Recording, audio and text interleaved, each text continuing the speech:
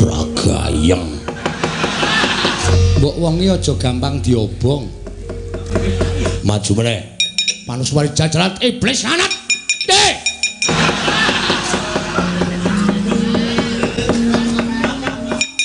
Cokot tugel gulumu, muni piye kowe? Muni piye? Cokot tugel gulumu, heeh. Oke, cokotan ya. Nya cokotan ya, iki cokotan. Nya cokotan.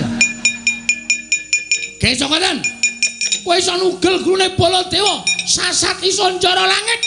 Oke, cokotan legane ngantiku. Hai. Mati aku. Dadi wong ya aja sok gleleng. Apa dianggep sing Digdaya Dewi Baladewa tiwas bengok-bengok nyumbari mungsuh meng dicokot nggon gulu mundur nek cara aku isin dicokoti awake rasane panas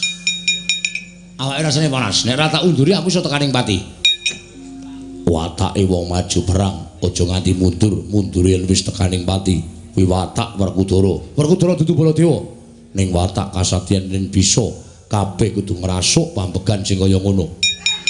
Nek cara aku maju meneh mbelani Drupadi setengah-setengah ora lahir batin nek cara aku isin. Maju meneh Manuswari jajaran iblis anak. Jaya Sudarga, menungso kang kaya kowe. Apa dikira Baladewa kalah karo campurmu? Kowe nyokot Baladewa kowe iso nadai Kyai Nenggala, Kyai Alugoro. Aku meguru karo kowe 20 taun legane ngantiku. Ene markane patimu Baladewa. Mbok wong iki aja gampang diobong. Wong ming dibombong Werkudara kok terus karepe arep nesu. Ragayeng.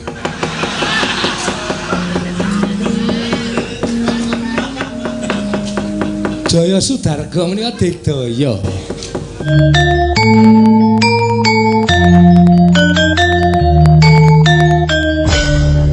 Jaya Sudarga menika digdaya.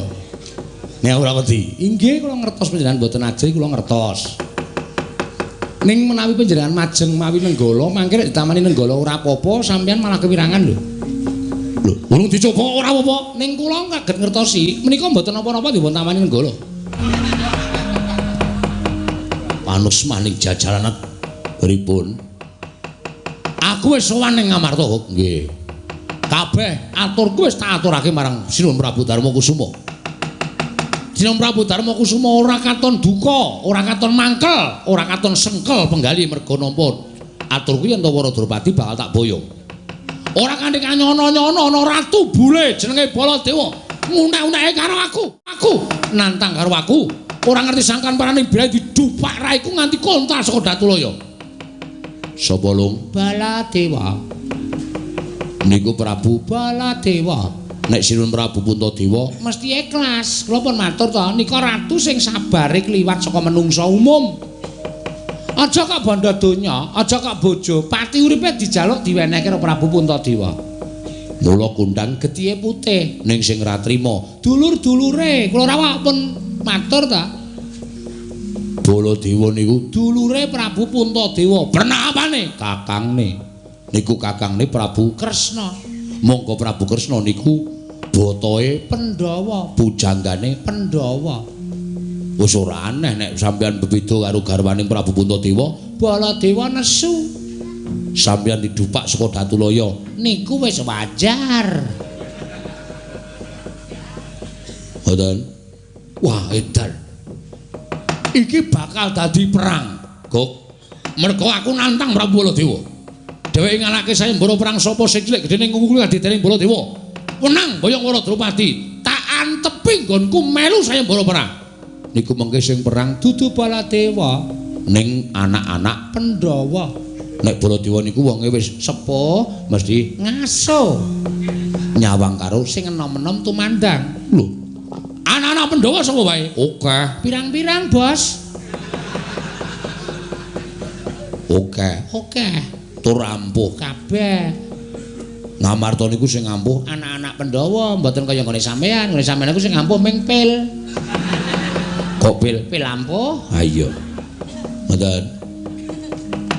Contone mengke nek Wanu Baladewa mboten maju sing maju Setyaki niku Senopati Ndarawati wonge cilik ganthet ngiyayet bringose ngregeni kupingke tiba tengen tumpangke kok kupingke tumbangke kuping kiwa tengen tangane cilik atose Rajama ngantem sampeyan tepyur modar saknalika niku Sencaki duwe gada jenenge Gada Wesi Kuning utawa gada Inten niku gedene ming salengen bayi tamake Gunung Jugruk segara asat lho ora medeni gunung wis jugruk lho tenan niku kula ya duwe gada tak tutuke Gunung Jugruk jugruk kiwa nengen dapure lah niku Sencaki. Lah kowe ngomong ke anak-anak Pandhawa ki sapa wae? Anake Werkudara ana 3. Sing nomor 1 jenenge Antarja. Niku ibune jenenge Nagagini. Raden Antarja ya Raden Naga Bagindra. Lho. Niku wonge awake sisik kaya ula, merga niku putune Dewaning Ula. Niku rasah temandang nek wis matek aji telapakan sampean didilat karo Antarja sampean mati. Wah, meng telapakku. Meng telapakan dilat Antarja mati. Niku keampuane teng riku niku. Antarja niku. Liyane nomor 2 Ki Atutkaca. Niku piyayine dijedi teng pabrik Suralaya rika. Niku ora menungso ning robot. Lho, robot mergo awake diganti wesi kabeh. Jaman cilik-cilikan dijedi teng Kawah Candra Dimuka balunge jupuk terus diganti wesi. Sirah klontongan wesi. Lengen linggis, driji gunting, weteng ceret, bokong tong, dramaan pacul, terus apa untu gatri, cangkem jeplakan tikus. Niku Gatotkaca, ususe kabel. Niku galup uyuhe edang kopi. Kringete banyu aki. Niku senengane nek gelut ngincer sirah, anggere candhak sirahe sikile mancal pundak duwek. Potol ndase. Ndase sapa? Ndasmu kowe. Ora ngono wis tolong kowe. Kandhan-kandhanane ngeyel kok. Niku tenan. Sing nomor 3 jenenge Antasena. Niku satriyane ndugal kewarisan glelenge Rajamak-jamak, kancane gali kabeh. Niku Antasena. Ora iso basa, ora iso ndadak, ora iso unggah-ungguh, ora iso tata krama. Nek wis temandang digdaya kliwat ukur. Kliwat ukur. Kacarita kelangenane Iwang Pikulun padha wenang. Sapa wani karo Antasena? Sampeyan diantem pisan tuk wonten ora mudyan mbok kula nyembah 20 taun. Antasena niku ora tau teng kasatriyan, sabane pasar. Mergo wonge merakyat. Kancane kawula cilik nek mangan ra tau ning kasatriyan, ning angkringane Mbak Wita. Awan catilan bengi kelonan bayangan.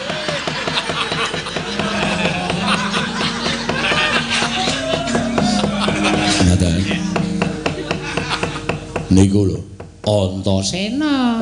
Mula nek sampeyan maju arep ngayunke Prabu Baladewa niki mengke kurang-kurang bujane kula bali nggawa bathang. Wah, bathange sapa? Bathangmu kowe. Merkoso le ngedhuk jugangan. Gop nun. Tak butekke. Nek pancen wong-wong Amarta ora wani nandhingi Prabu Jaya Sudarga. Prabu Baladewa ora bakal wani karo aku, najan anak-anak Pandhawa nom-noman kaya ngopo. Luwih nom tinimbang aku, aku wong gerang, wong tuwa. Ora kalah karo wong nom. Oh nggih. Tontonan kok. Aku ora iso mbedah negara Ngamarta aja tuntang Prabu Jaya Sudarga. Atos ini.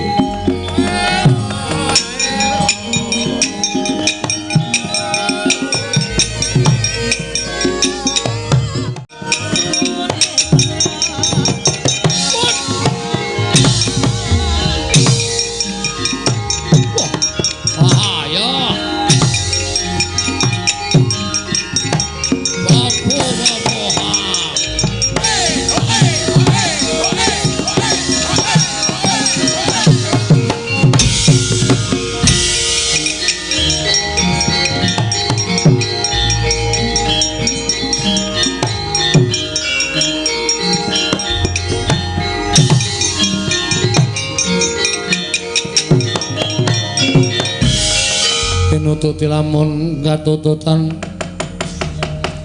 lamun mangsa prawira diktaya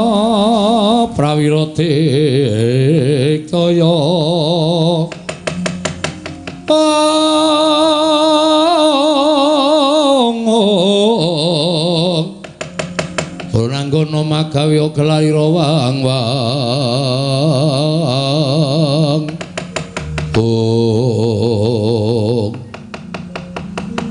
Satrio Kanthet ngeyayat brengose ngulur geni kumpang tumpake kuping kiwa tengen sawa Setyaki wis Jaya Sudarga yo sing mburi wong una-una Antasena apa kon ngamplengi apa piye lho ora ana apa-apa kon ngamplengi iki lho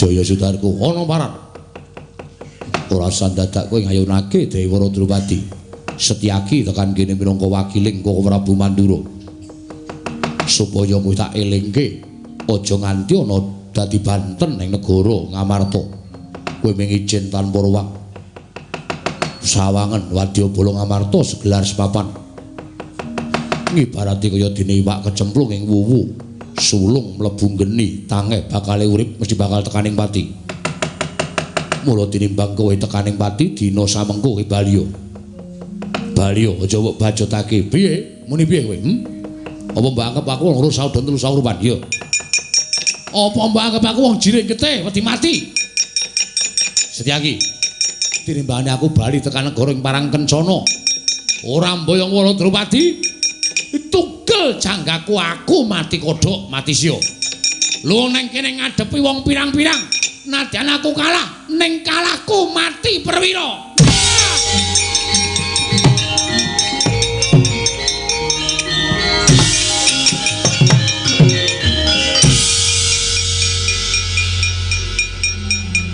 raja kaya manuk guwek ngono kok cerewet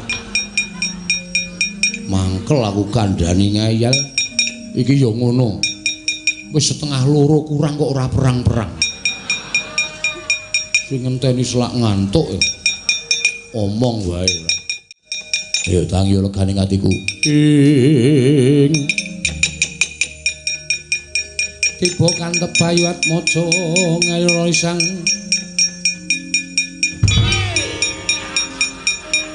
eling ana risang satriya Wiratamtama hey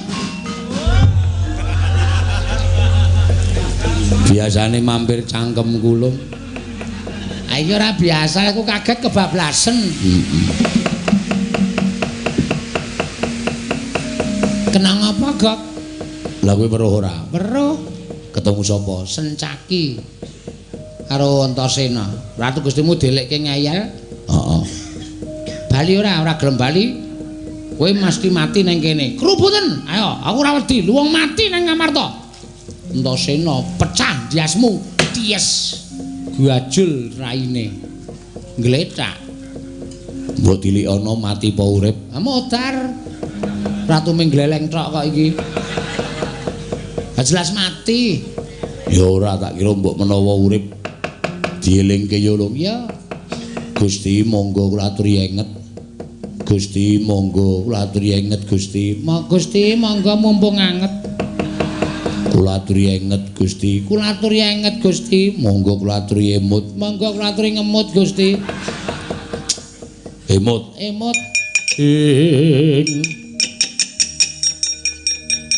Tiba kantep bayu atmaja ngeling ana risang satriya Wiratamtama.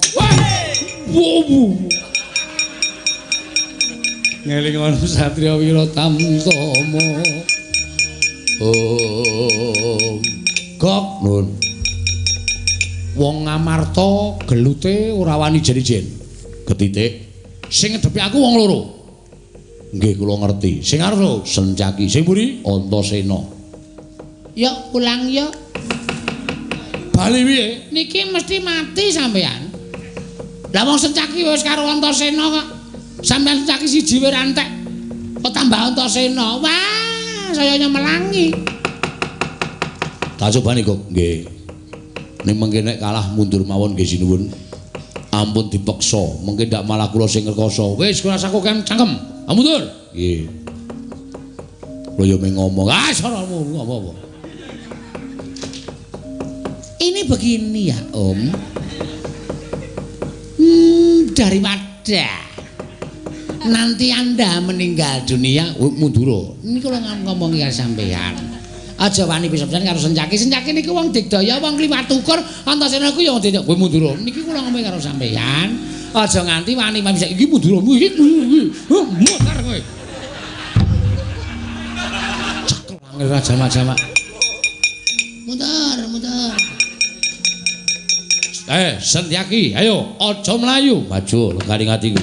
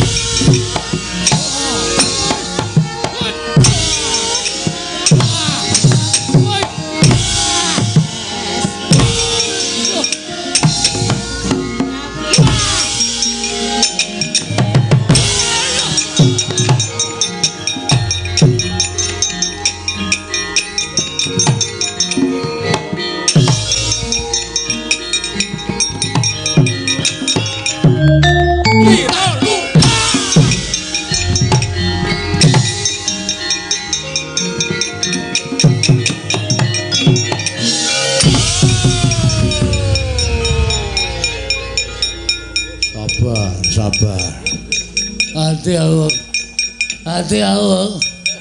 Nggih, kula ngerti. Wah, edan. Wah, wong jiring ketik wedi mati. Ngrubut karo aku ora wani jen padha jen. Apa kaya ngono kuwi watake satriya? Apa kaya ngono kuwi watake satriya? Pripun to enten apa? Gayeng tenan. Wah, ya wong niki nek gotong royong iki mesti apa-apa cepet rampung. Ora mung tandangi ijen ndak ijen. Weruh bolong. Weruh. Ratu Gusti mungsuh sencaki ning liyane wis do tata-tata. Candhak sencaki set nggon rai karo Antasena dugang jer. Candhak Antasena dugang Garukaca jer. Candhak Garukaca dugang Antarja prol. Ora entuk oman kuwi. Ora entuk oman piye? Ora oman papan. Lah iya. Lah iya. Kok ora entuk oman? Susu ya. Edan. Wah, kabeh melu nyambut gawe kok. Niku jenenge gotong royong. Niku saling bantu membantu niku wonten niku. Dadi kabeh masalah iso rampung niku nek ditandangi wong pirang-pirang. Ora mung sak pinake dhewe ming ijen kaya wong gleleng-gleleng kok. Ana sing mabur barang saka dhuwur. Gatotkaca. Wah, mula tangane atos ora jamak-jamak. Damangi sekali nggih, Ora kon matur mau to sekali nggih. Ana sing wonge sisik Antarja. Komplit kok, komplit. Niki nek sampean mboten ninggal kondur niku nyemelangi niki mengko nek saya nesu kabeh, wah saya remuk sampean. Asli kula mboten goroh. Nek sampean gelem kondur slamet. Sasambayong Waradrupati. Aku lho sampean. Ngandel ora. Ngeyel kok kandhani. Wah, kowe pandeng rawani ndelokke. Bali ra. Bali ora. Rasa mboyong Simbok Waradrupati. Konangan Antasena nggo gatheng siramu. Nggo gatheng mawon. Lah iya. Lah iya. Ngayal kula niku wis ora kurang-kurang ning ngandani ya senengane ngayal ora jotose wis ora. Kapokmu kapahan kowe. Diomongi kok angel. Mungsuh Raden Antasena kok arep wani nganggo menang apa? Aku ya ora kurang ngelikke kok kandhane ngayal jotos mawon. Mudar nyepelekke. Sapa iki? Iki Pak Dene. Pak Dene sapa? Pak Dene niku, niki sing aja-aja ikon mboyong Waradrupati. Tongkeme ora. Wae ngaku wae jotos wae. Wong kok kaya tong sampah. Jejeli plastik mawon. Oh, Mudar kowe. Antasena sepelekke.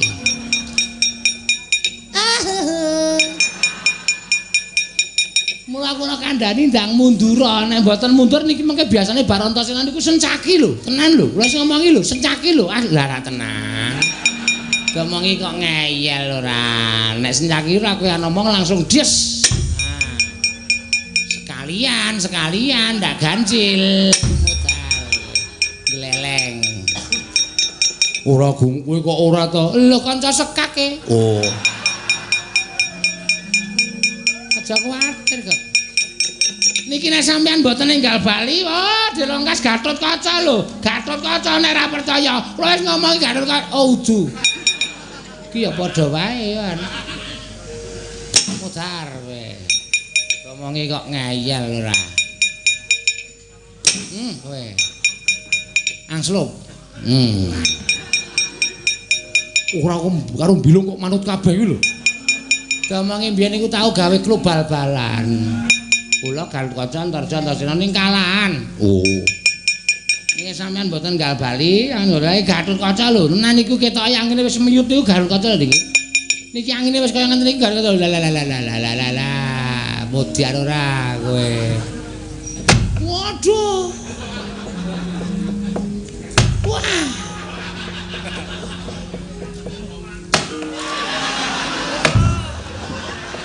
Modiar cocotmu. Yo anggepe kowe terus. Kok aku heeh. Wah, ora kompak iki. Mudar. Anggepe ora iku Sanjaya Mbayana piye? Gok, nuwun. Aku arep maju meneh. Kowe lha domongi ngeyel. Sampeyan mengke mati lho. Wis to meneh wae. Aku duwe siung. Siung, yo. Sapa keto lak cokot tekaning pati. Yen kabeh wong Amarta cokot mati, para Drupadi tak boyo. Kula kene duwe siung ngampuh. Kene duwe siung ngampuh. Niki mengene nganti Sencaki ketok. Cokot mati. Sencaki cokot mati. Gathut cokot mati. Ondor cokot kabeh. Ontos cokot mati. Telek ora. Kira nek telek barang arep dicokot. Usatria kok dadi telek barang to ya men apa-apa arep dicokot anjur ra bayar kok jero nekat wae ora. Wong muni anggere ra bayar kok jero apa-apa dicipi. Cokot ra enak balekke. Oh, anjur nekat kancane ra oman apa-apa. Wah, gembelo sirahmu gleleng pacakmu. Kowe iso ngundurke anak-anak Pandhawa, iso ngundurke Senopati Ndrawati Setyaki. Kaya aja kongas, kaya aja ading-ading. Ayo, Kangge, iki Tata Mantura Prabu Baladewa. Sing pasang sayembara sapa iso sing ngalahke Tata Mantura wenang boyong ora Ndrawati. Kangge, aku patenana. Piye? Kon pateni ya. Cokot tugel gulumu. Muni piye kowe? Muni piye? Cokot tugel gulumu, heeh. Oke, cokotan ya. Nyanyi cokotan ya. Nyanyi iki cokotan. Nyanyi cokotan. Ge cokotan. Kowe iso nugel gulune Baladewa, sasat iso njara langit. Cokotan legane ngantiku. Wah! Mati aku.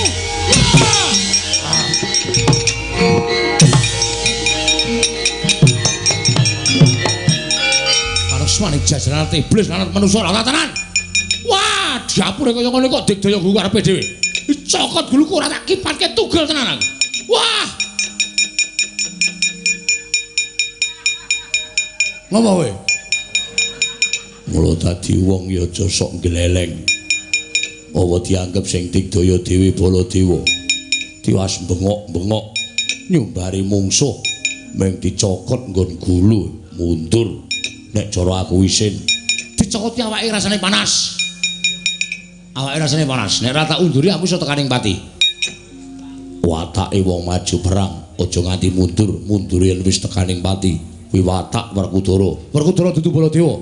Ning watak kasatyan yen bisa kabeh kudu ngrasuk pambegan sing kaya ngono. Nek cara aku maju meneh mbelani Drupadi setengah-setengah. Ora lahir batin nek cara aku isin. Maju meneh. Panuswari jajaran iblis anak. Jaya Sudarga, menungso kang kaya kowe. Apa dikira Baladewa kalah karo campurmu? Kowe nyokot Baladewa kowe iso nadai Kyai Nenggala, Kyai Alugara. Aku meguru karo kowe selawe taun legane ngantiku. Ene margane patimu barang.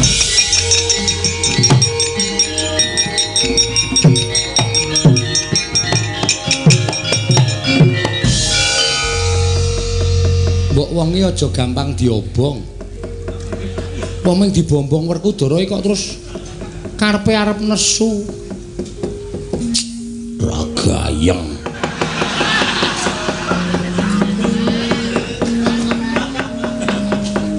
Jaya Sudarga menika dedaya. Nek ora wedi. Inggih kula ngertos panjenengan mboten ajri kula ngertos.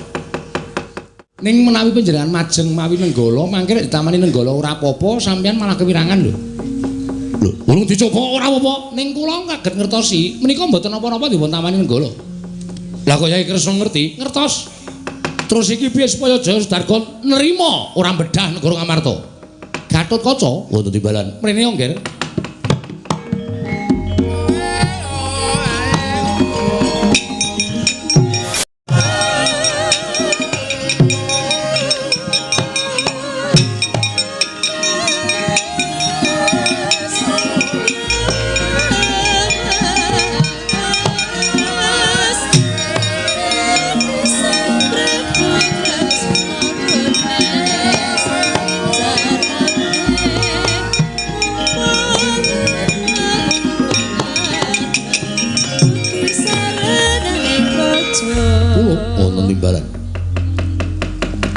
Gawemu kowe gelem ya? Nggih.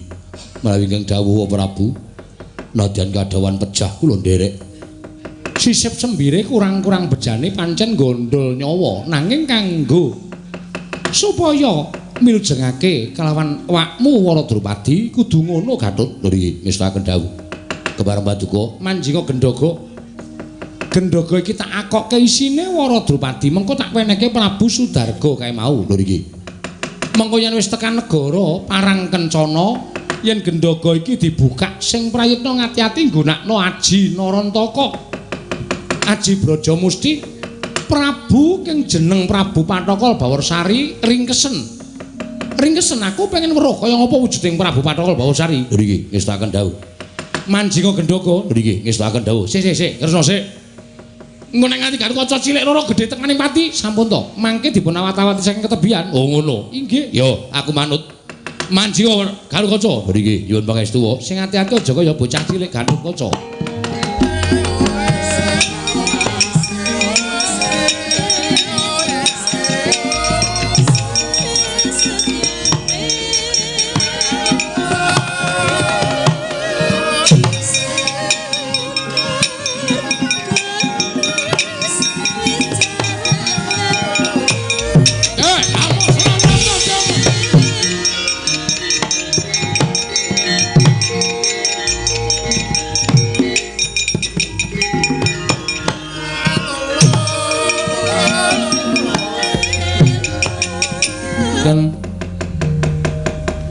Mintonaken Dewi Kramanira kang kumitiraning astane ngasta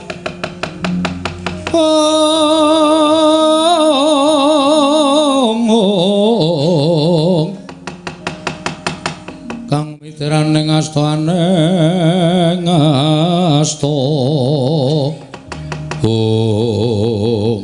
Jaya Sudarga. Nuwun sewu menika sinten? Ditepungake wae aku Narendra Ndrawati kadange taruna Koko Prabu Baladewa. Walah dalah. Sinuwun Kresna. Iya, pancen mengkono.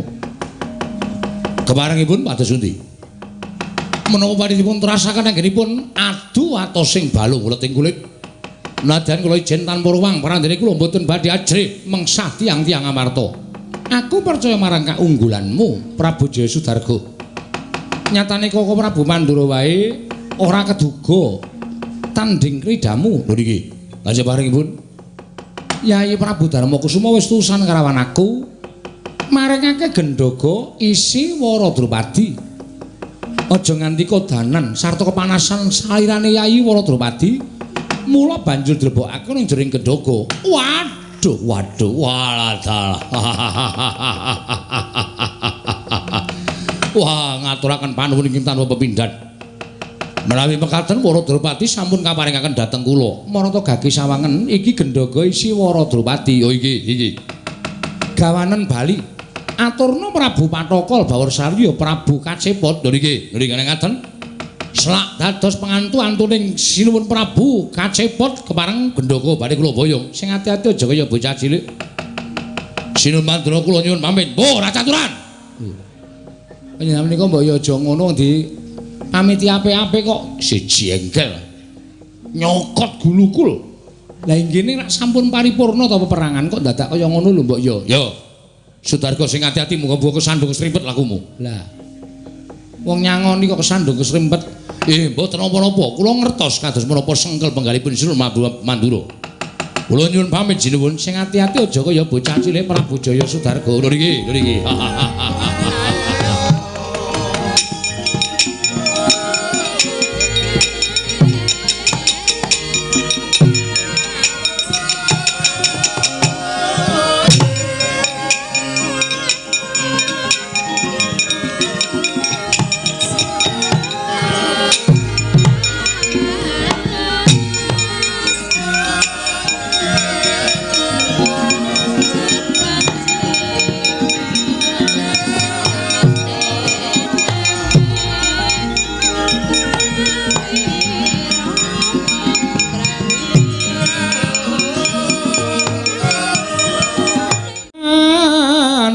San kasrepan tingkahing mungsuh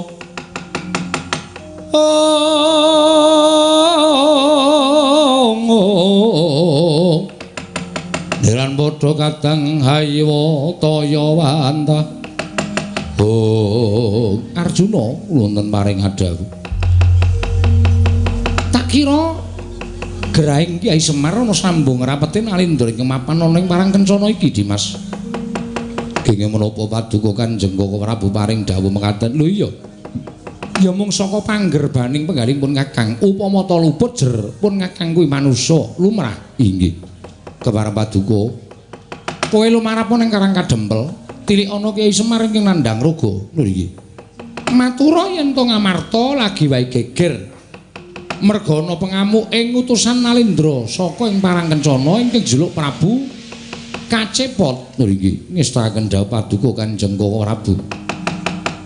Tak kira Kakang Semar wis tanggap marang sasmitaning sun iki mau. Arjuna lho iki nah ngaten kula nyuwun pamit sing ati-ati aja kaya bocah cilik. Lajeng Koko Prabu, aku tak nututi kelawan Gendaka isi Gatotkaca mau kelawan kadangmu Jodipati. Lan saperangan putra-putra Pandhawa mriki ngestakaken dawuh mangkata Janaka nyuwun pamit Koko Prabu Mandura nyuwun pamit yo. Sur diting ati-ati duga-duga digawa Janaka Jaya